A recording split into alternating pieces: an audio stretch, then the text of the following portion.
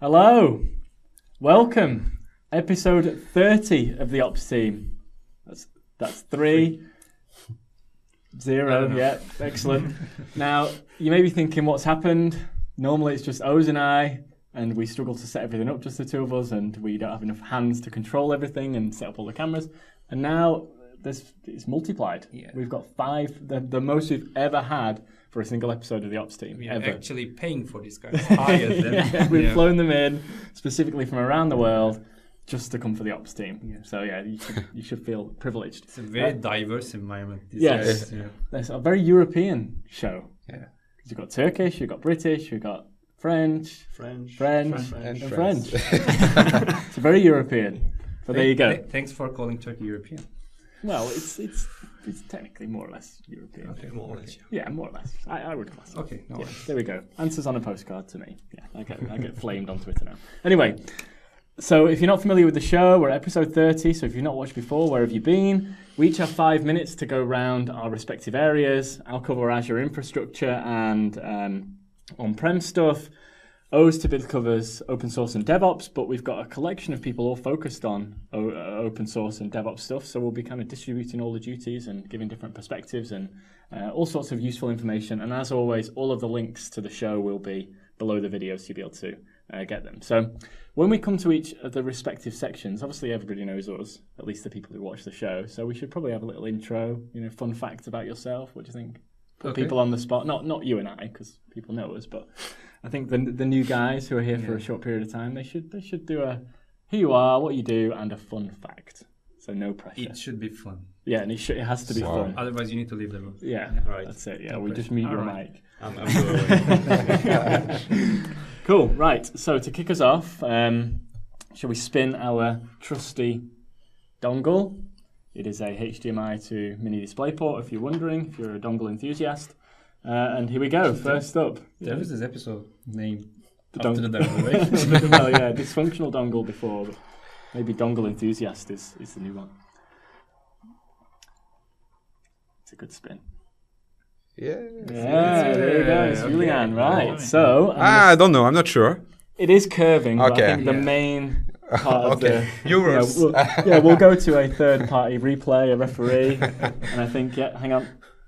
It's you. Yeah, okay. Coming through, yeah. Okay. So we'll give you your 5 minutes, and you're going to talk us through some cool open source stuff from LinuxCon. And your 5 minutes starts now. Okay, right. So, I attended LinuxCon maybe 1 month ago now. You've got to tell us who you are. Okay, yeah, and true. Your fun fact. Okay, my fun fact. I think you can hear my fun fact is my accent.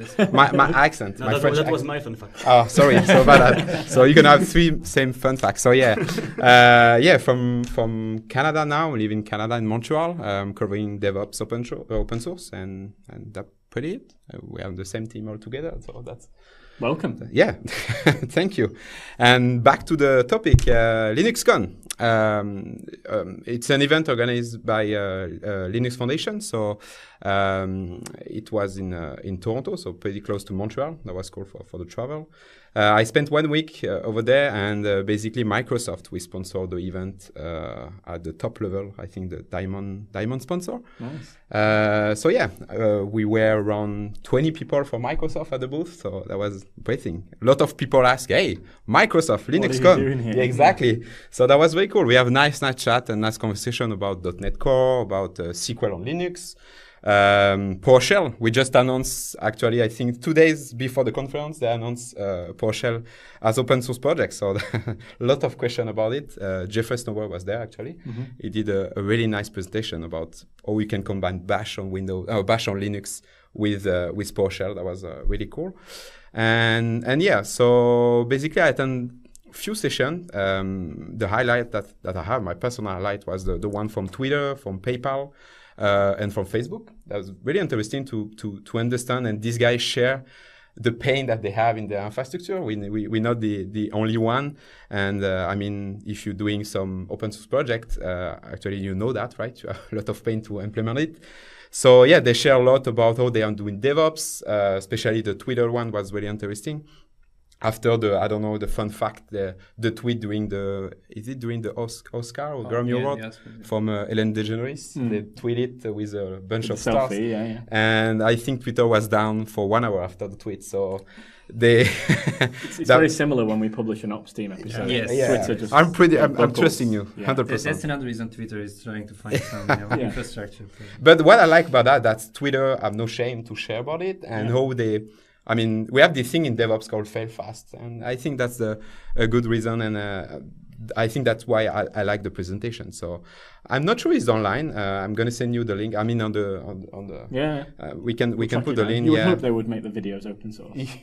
Yeah, sure. Good point. Sharing is caring. So yeah, during the keynote that we have, so Wes, or VP or CVP at Microsoft, did a 45 minutes keynote during day 2. Maybe the keynote of LinuxCon. Yeah, that was cool. And I think 1 hour before you had Linus Torvald on the stage, so that was very cool. And they talk about our journey at Microsoft doing open source, and I'm pretty sure you already said it, but 1 VM in 3 VM on Azure running Ubuntu right now. Wow. So they share it. They share this cool statistic. And also I attend a full day training with Docker on the kind of orchestration workshop. So for 1 day, I did a lot of discovery. I discovered a lot of technology around Swarm, Docker Swarm, with Jérôme Pedazzoni, which is French. So it's really easy for me. Interesting. Yeah. Interesting. And so, very nice training. I think it's open source again. We're going to give you the link. So it's called orchestration-workshop. And you have this application called Docker Coins, and you can play with it. So you can... So it's a Bitcoin mining. Yeah, exactly. So the cool thing, you have this idea of microservices, right? You can bit more Docker coins if you have more containers on your Docker swarms. And after that, you have some interesting concept like the one that I discovered, which is the ETK. So you can easily push all the logs that you have on your cluster on Logstash and push that on the Elasticsearch containers and do some interesting statistic using Kibana. And I'm pretty sure you can do it with Power BI also. That's really interesting. So we talk also about Docker Compose V2.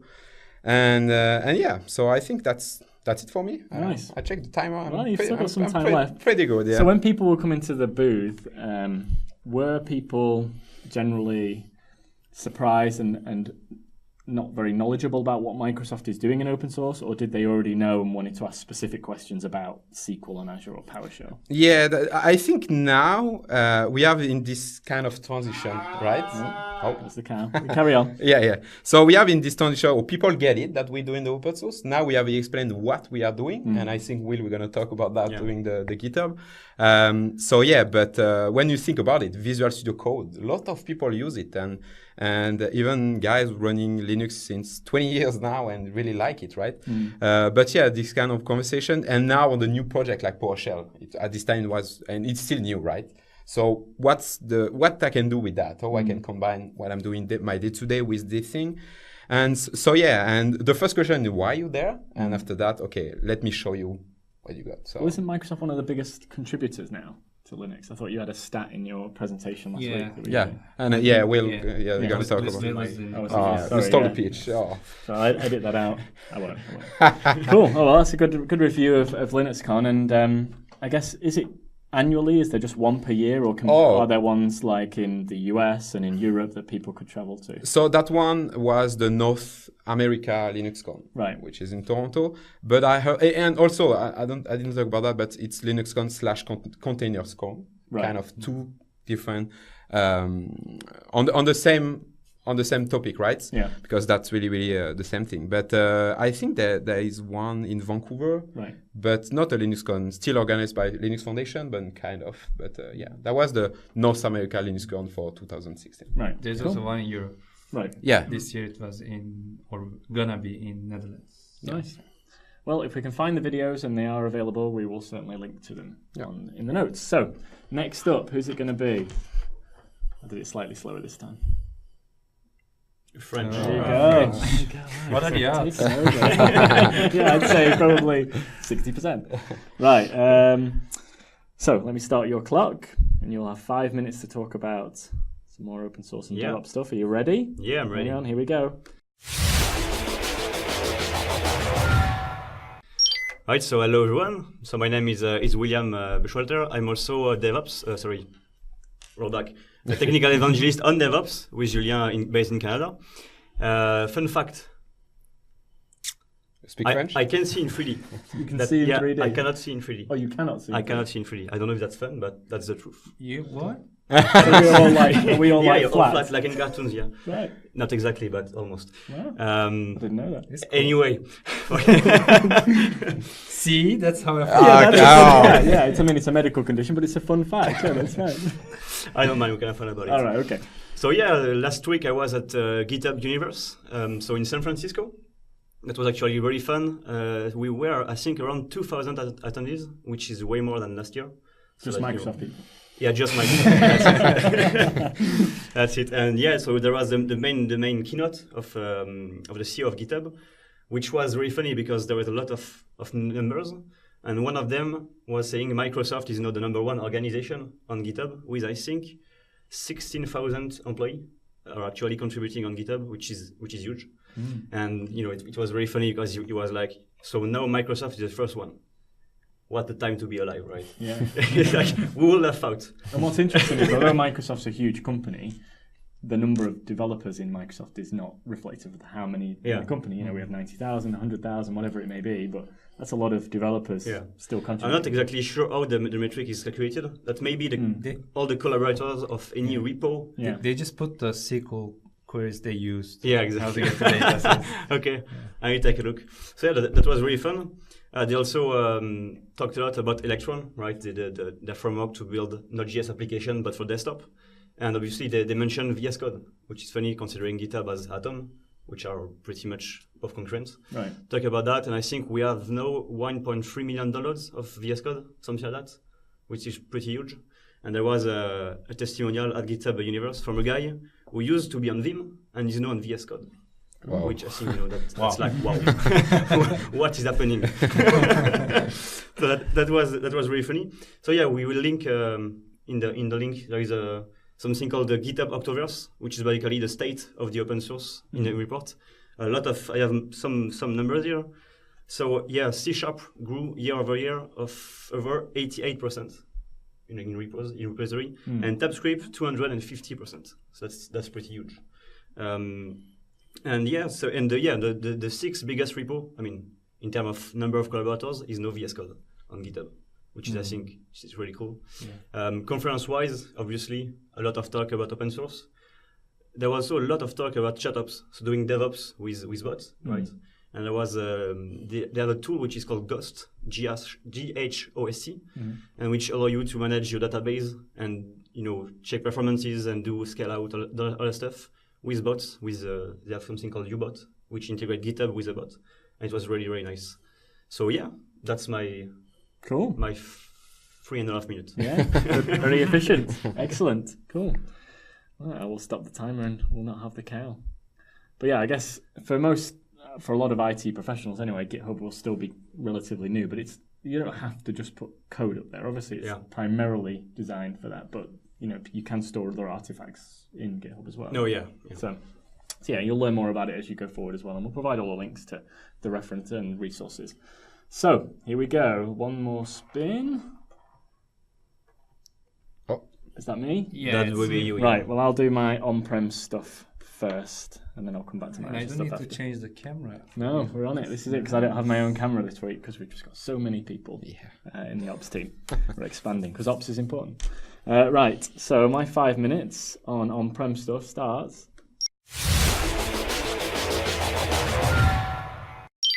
now. There you go. I turned my volume up to full, and it's actually really loud from this Surface Book, and that's going on.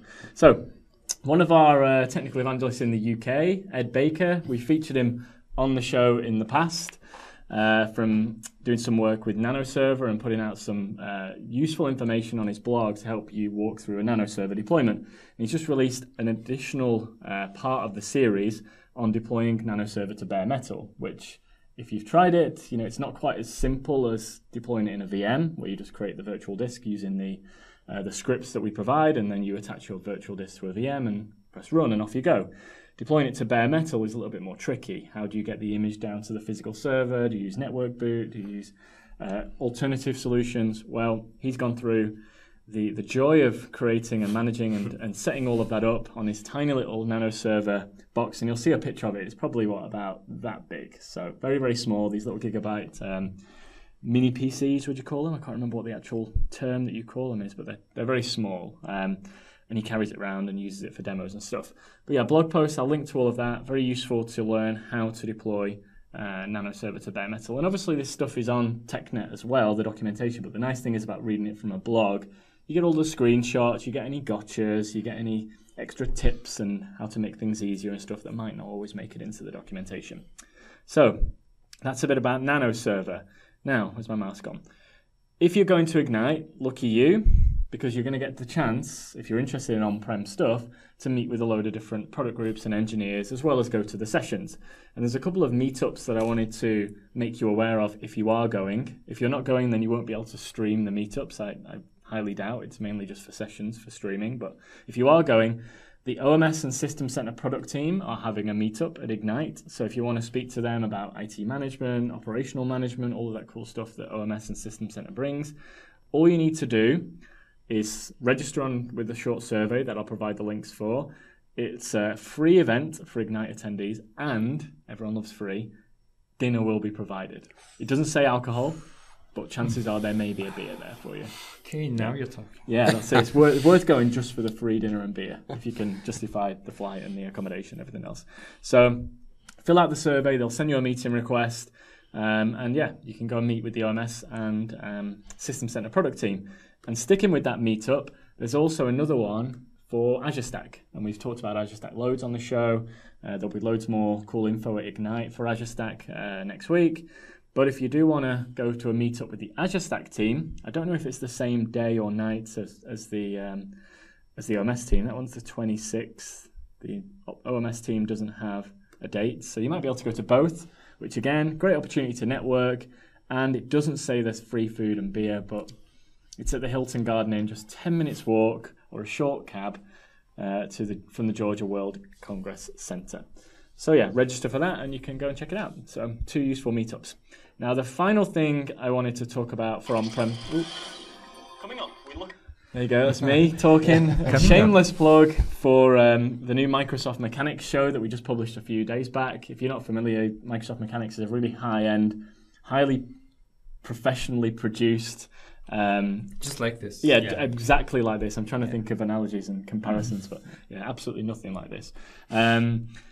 For on-prem, for Azure Technology, productivity, a whole host of Microsoft technologies. And we just released one on Storage Spaces Direct, so software-defined storage in Windows Server 2016. So check it out. It's about 12 minutes long, really useful info, some good demos in there as well on software-defined storage with the guy who wears some of the coolest shirts, Eldon Christensen. So yeah, definitely check that out. And that is my on-premises news for this week. I don't know where the timer has disappeared to, but let's see. Here we go. There you go. 48 seconds left. I'm going to stop the clock. Boom. There we go. And that's me for on-prem stuff. So it's between you guys and then me for one more for the Azure stuff. But I'll keep it between you guys for now. Here we go. Where's that going? Was it curling around this way, you think? Yeah. Oh, you told me that. Yeah, at that point, don't change the rules. All right, okay, let me go. Okay. Oh. How did that happen? It just suddenly stopped. By chance. So Damien, you got to introduce yourself and you got to give a fun fact. And it's, so you can't have French and you can't see in 3D. Yeah, that's those not are gone. Yeah, those ones have been taken. So here we go. Your 5 minutes starts.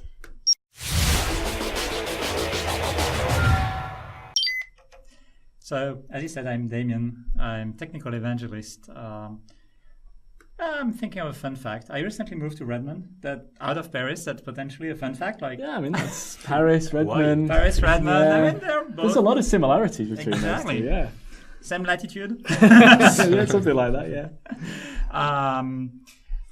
But I was last week in Santa Clara in San Francisco for Jenkins World.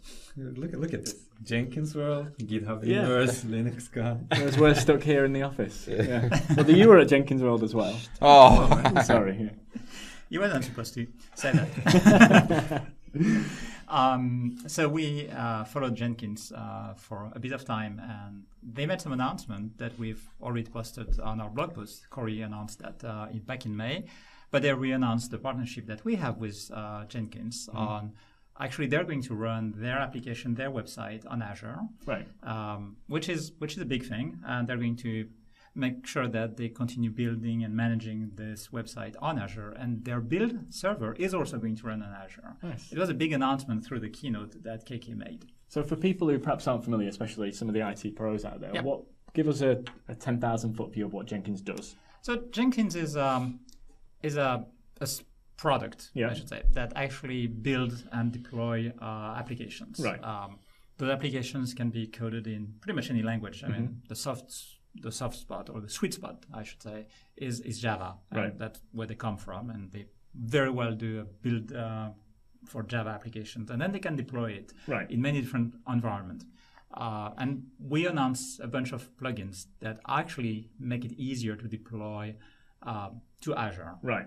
So a developer would build something, it would get picked up by Jenkins, and Jenkins would orchestrate the deployment to target X. It Target Y. orchestrates the deployment. It also adds a bunch of tests. So you Right. can technically go through the whole DevOps process through a pipeline. You can say, okay, here's the code that is on GitHub, for example. Right. You pull the code from GitHub. You build the code on the Jenkins compile machine, it or essentially, yeah. you compile. Yeah. You can build it on the Jenkins server itself, which is the first step that many companies are doing. Yeah. Or you can deploy it on slaves. The slaves are going to actually execute the compilation process without overloading the Jenkins master. So useful if you've got a big app, scalability, that kind of Exactly. Or you have multiple processes. I mean, Yeah. multiple jobs running at the same time. You want to scale out without having to buy a big machine. Yeah. You can spin off 100 VMs in Azure and say, hey, you slaves, you just do the job. That Yeah. Here's the configuration, here's the code, here's the artifact. Cool. Just do the job and report to me once you're done. So the job can run for 24 hours, 48 hours,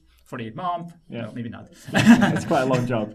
It may sound like a pure developer stuff, but one of the sessions in Jenkins World, the guys were talking about integrating Jenkins with System Center Configuration Manager. Wow. So operations people. Yeah, It there you is. go. It Wow. is actually very well connected to that operations piece. Yeah. Because once you got the binaries, when you got the application built, what do you do with it? How do you deploy it? And Jenkins has a large ecosystem of plugins. So the plugin is a piece of code that you add on Jenkins that actually connects to Azure. I'm not going to mention other cloud providers. There are other cloud providers, just so you They know. are. Yeah. They're not as good. And they deploy to those to the cloud providers. In our case, it's Azure. Yeah. And you can deploy either the binaries, and that's what we call the storage plugin. So basically, you use Azure as a big storage location Yeah. that is all over the world. The interesting thing is you deploy once, but you can consume in many locations using the Azure network. So you can deploy in West US, and then you want to put it in Australia, for example. You can download it from the Australian site and Right. use the Azure replication mechanism for that. So it's more efficient for those users in that geography to grab it from there versus Exactly. one location centrally. So yeah, that's one of the things we announced. We have the storage plugin available. It's there, and we announced that we've improved what we call the slave plugin. So the idea is, again, as you want to deploy those thousands of slaves or hundreds or couple of slaves Yeah. for the Jenkins master, those slaves can be virtual machines in Azure. And you- Linux-based or Windows? Can be Linux, can be Windows, All right. can be anything you Nice. want. Depends on the app, I guess. Depends on the app. Right. And we are actually improving the slave agent that is already existing to use ARM. So the previous one is using ASM, the Service Manager The classic interface. model, yeah. The classic David model. loves the classic model. He always talks about the Yeah. classic Yeah. model. He just loves it. Yeah. And the V2, which we are currently in preview, will use the ARM template. So you can deploy all those virtual machines in parallel. I mean, you use the power of ARM template. Yeah, cool. The last plugin that we announced that is in preview, in private preview right now, and we'll have the link where you can download and ask for additional info. The plugin deploys to Azure Container Service. Oh, nice. So instead of building a virtual machine and deploying to a virtual machine, you can actually build and deploy to a container. So a slave is a container. The slave in the container. No, the slave can be a container, but Right. it can also be where you deploy for production. Ah, cool. So directly from the Jenkins pipeline, you deploy to a container that runs in ACS, and Right. you leverage the That's whole your target, capabilities of ACS. Nice. Cool. Is that all your... The last one that we announced that is for the future in the roadmap is to deploy directly to Azure websites. So you can select where you want to deploy from this Jenkins environment. Yeah.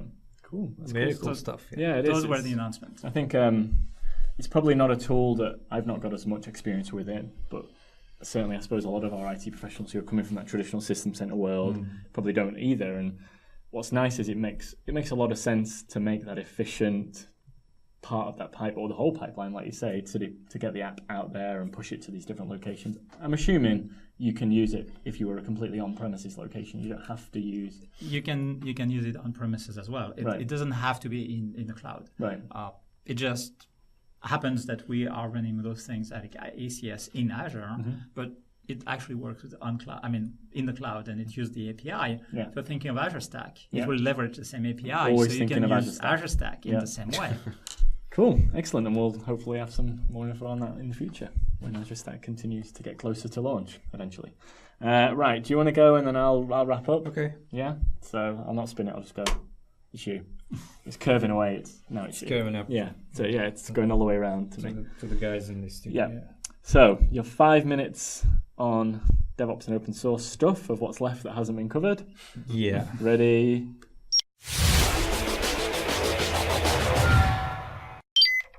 Go.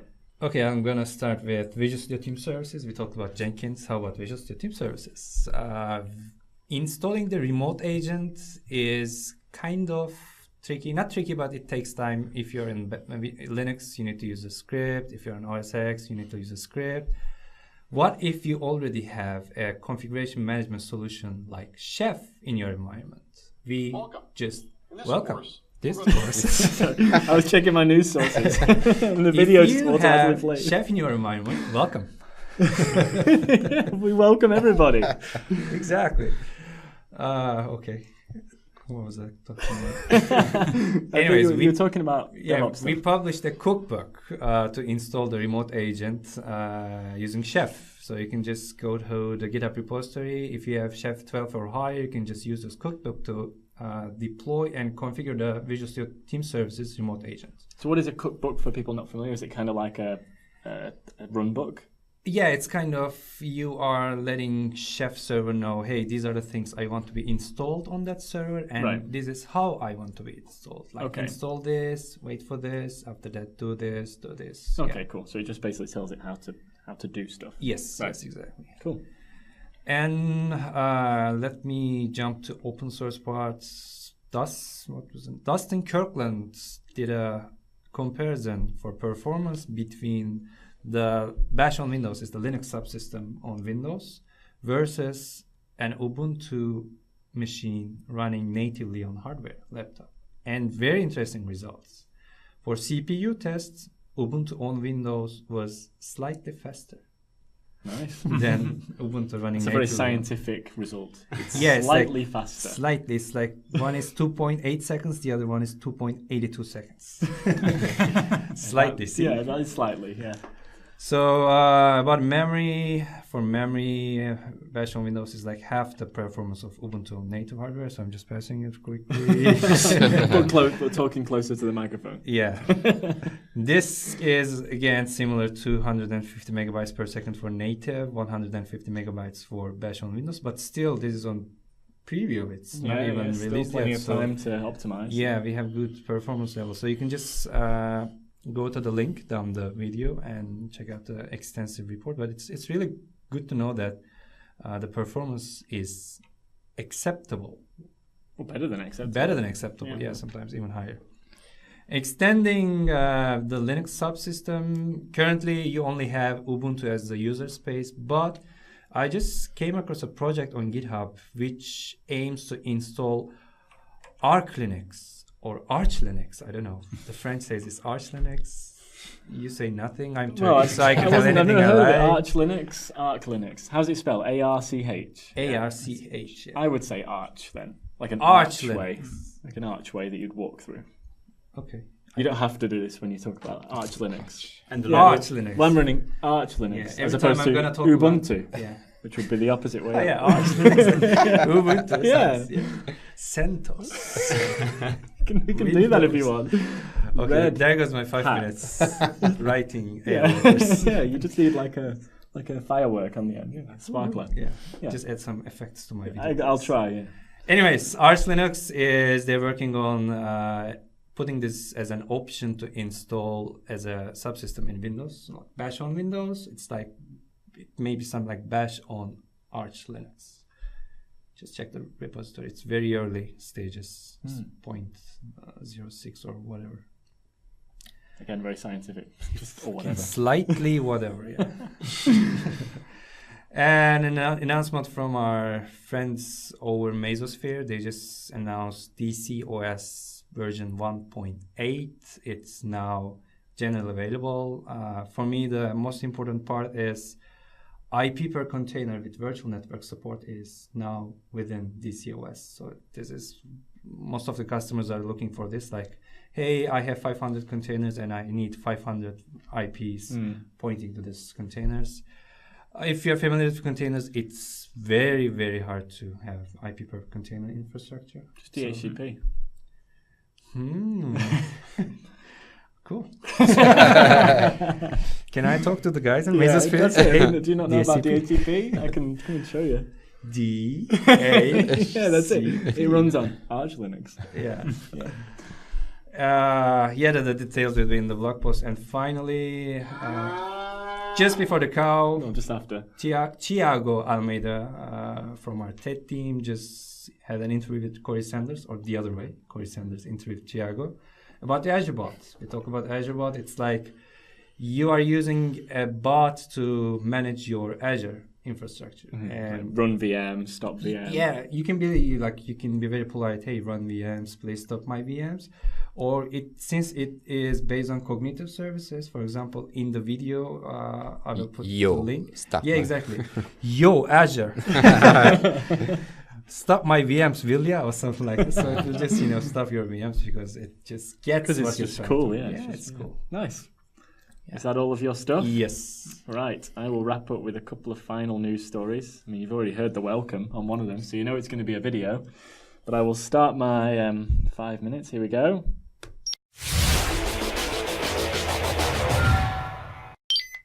So, you mentioned networking for containers. That's a perfect segue to my networking in Azure infrastructure. It's just, we're connected with Arch Linux. DHCP, right?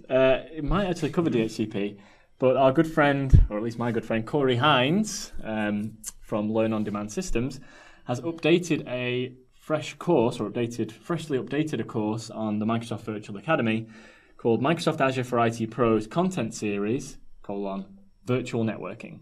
Now, anybody who's done networking in Azure or on-prem knows it can get quite complex, perhaps slightly similar to the container networking. Slightly, yes. Slightly complex. And this walkthrough, this particular course, about 2 hours in length, so you could watch it in an afternoon, and it's going to walk you through planning virtual networks, managing virtual networks, IP addressing, some of the network services in Azure, and inter-site connectivity, so how you connect virtual networks to other networks. If you're new to Azure infrastructure or you want to get a better grasp of virtual networking, there's a lot of demos in there. They're all using the new portal, so Azure Resource Manager based resources, which is good because that means at least it's current. Definitely check it out. It's got a good review of 5 stars so far, just the one. Networking is the new sexy. You heard it here first. And sticking with networking, one thing that I've always wanted to do is create a site-to-site VPN with Azure Resource Manager and Windows Server 2012 R2 to connect to my home router. And if you're the same as me, then this blog post is for you. Because on the SCOM and Other Geeky Stuff blog, there's a detailed walkthrough of how you configure Azure using Azure Resource Manager to connect essentially a site-to-site VPN from an Azure network to your on-premises home network. Well, it is on-premises, your premises. So whether you do it to your house or not, whether you just test it in the office or in your lab or whatever, the steps are more or less the same. You're going to get is a lot more of a detailed overview of just how you set it up in Azure, how you do the Azure stuff, how you get the gateway, how do you set up the site-to-site connectivity, and then what you need to do at the other end. In this example, it's on an ASUS router in their house, or router, if you prefer. And yeah, loads of steps there, how you do it, how you connect it up, and this blog details it all. It's pretty long. I'm just scrolling and scrolling and scrolling, how you configure your router. And then, yeah, you've got a site-to-site secure tunnel from your house up to Azure into a virtual network, which is pretty cool if you just want to understand how all that stuff works. Now, sticking with testing stuff out in Azure and using it as an environment to create isolated dev and test environments, isolated from a network perspective, if you are building applications or integrating with Office 365 and you want to test some stuff in an isolated environment, there's a cool blog post that's just recently been published by Joe Davis, a content developer in the Azure documentation team, which actually walks you through how you build an Office 365 dev test environment in Azure. So it enables you to perform app development against Office 365 and testing in an environment that simulates an enterprise organization. You can link it to Azure AD or Windows Server AD Forest and Azure AD, so all that integration that you would do if you were an on-prem customer using Office 365. And obviously you can learn about the Office 365 enterprise features as well. So the blog post goes through what you need to do, what VMs you need to deploy in different network groups, how you connect it to Azure. And yeah, it's short, relatively short blog post, but useful if you do want to learn how to create an Office 365 dev test environment in Azure. I thought that was quite useful. And then finally, we mentioned storage before. If you were using Jenkins to publish stuff to storage in Azure, the Azure team have announced the general availability of the storage service encryption for data at rest. So that would be an SSEDAR if you're looking for acronyms there. It doesn't work really. But storage service encryption for Azure Blob Storage helps you to address organizational security and compliance by encrypting your blob storage, which actually, even though I didn't see much news on it, but it's pretty significant. If you've got specific compliance requirements that my data must be encrypted. So it's now generally available for blobs, so block blobs, page blobs, append blobs. So anything that's using those is going to be securely encrypted. Microsoft Azure Storage handles all the encryption, decryption, and key management, 256-bit AES encryption, one of the strongest block ciphers available. So definitely worth checking out. I don't think you have to necessarily turn it on. I think it's just going to be there, but I'll link to the blog post and you can check out how you want to configure it and set it all up and utilize it. There is no additional charge for enabling this feature, and everyone likes free.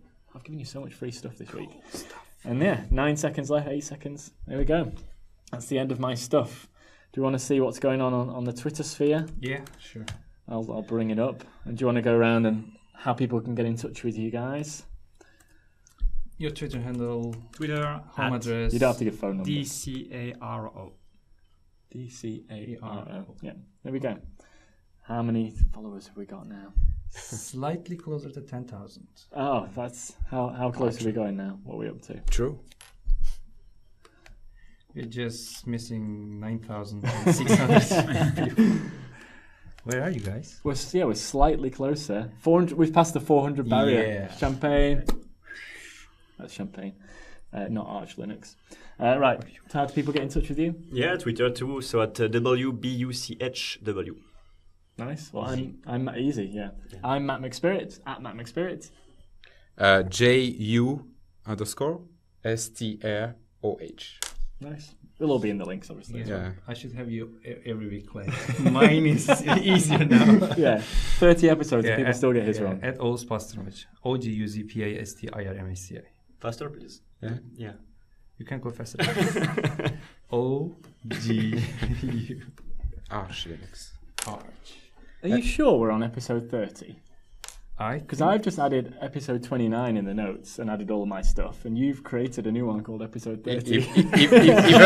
Even on Twitter, it's the last one. Yeah, is the last one is 28. 28. I don't like 29. I don't like the number. So we're not at episode 30. We're still at. This is episode 29, but join us next time for episode 30. Or are we in episode 30? Yeah. So we need to take a pieces of guidance from Microsoft Mechanics. That's a professional show. But anyway, that's us done for this week, episode 29 or episode 30, who knows. It takes Let's courage restart 40. to get that right. Yes. Anyway, so signing off. Thanks for joining us, and we'll see you again on another episode of the Ops Team. Thanks for joining us. Bye. Thank you. Bye. Bye.